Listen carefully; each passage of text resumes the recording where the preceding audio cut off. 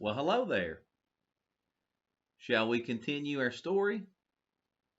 When we left off, Lester, Despero's dad, had beat the drum to signal the Mouse Council. Let's see what happens next. Chapter 7, A Mouse in Love.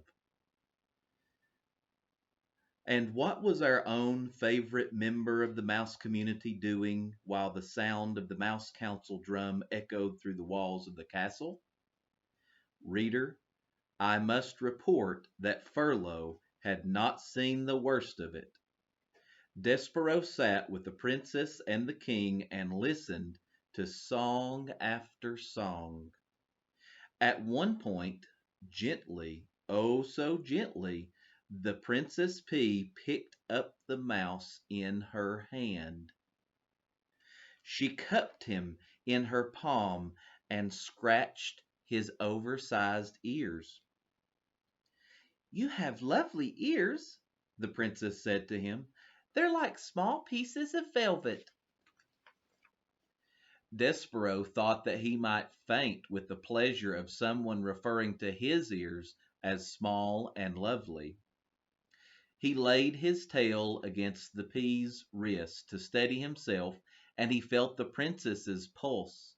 The pounding of her heart and his own heart immediately took up the same rhythm as hers. "Papa," the princess said when the music was over, "I'm going to keep this mouse. We're going to be great friends." The king looked at Despero cupped in his daughter's hands.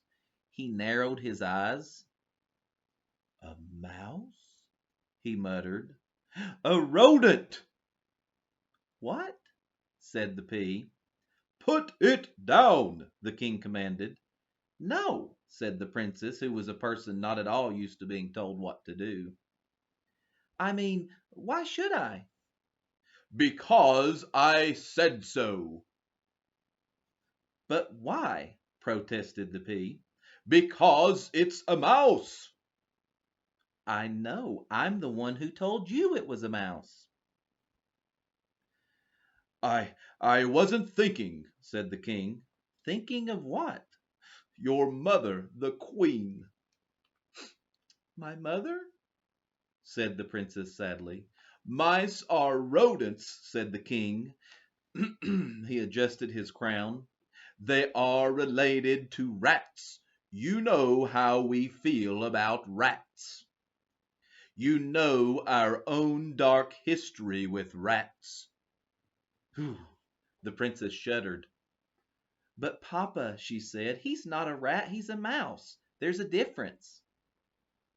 "Royalty," the king said, "has many responsibilities, and one of them is not becoming involved personally with even the distant relatives of one's enemies.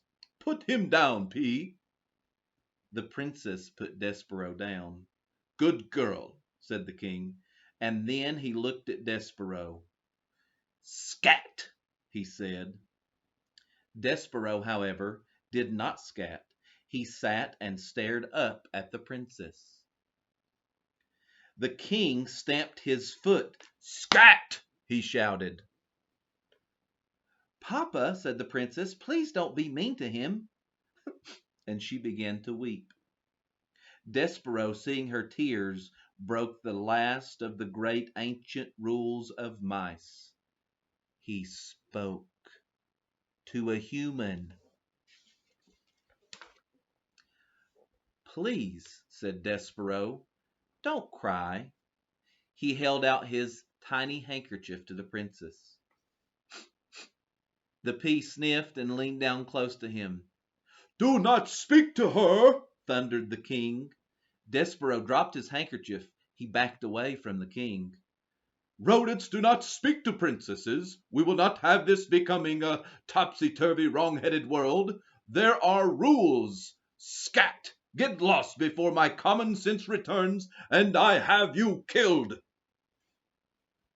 The king stamped his foot again. Despero found it so alarming to have such a big foot brought down with so much force and anger so close to his own small head.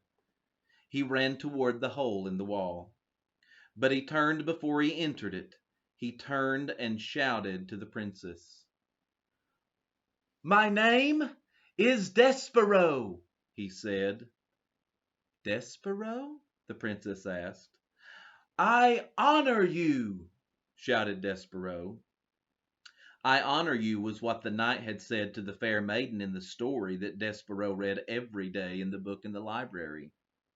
Despero had muttered the phrase often to himself, but he had never before this evening had occasion to use it when speaking to someone else. "Get out of here!"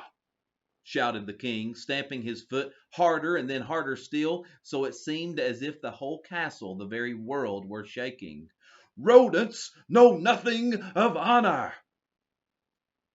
Despero ran into the hole, and from there he looked out at the princess. She had picked up his tiny handkerchief, and she was looking at him right directly into his soul.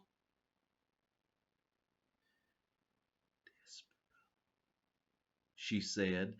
He saw his own name on her lips. "I honor you," whispered Despero from afar. "I honor you."